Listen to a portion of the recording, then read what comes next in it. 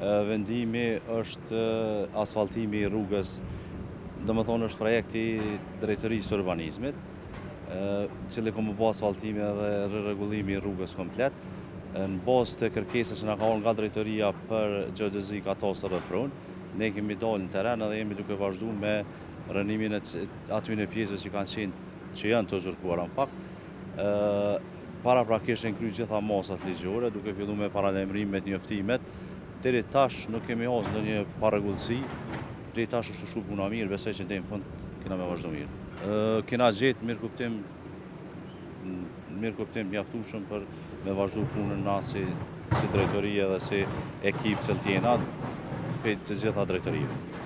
Siç vëshën edhe vetë, këtu është zhvilluar një projekt kapital rregullimi i rrugës, sidomos kjo rrugë me emrin Bekim Berisha Beja, një heroj legjendar.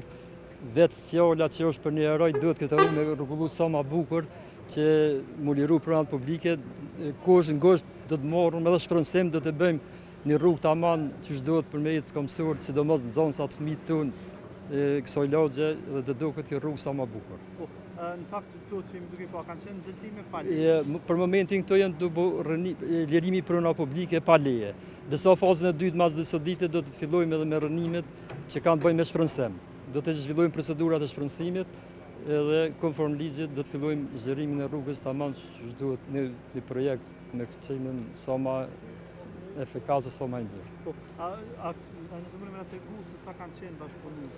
Ja, përderi që tashtë, fillim ka pas hezitime, po janë bashkëpunus, janë edhe falenderues edhe besoj që kështu do të shkon deri në fund që do të rregullohet rruga pa probleme. A ka hiç pjesë që duhet krahasim? Janë mos gabosh 25 raste.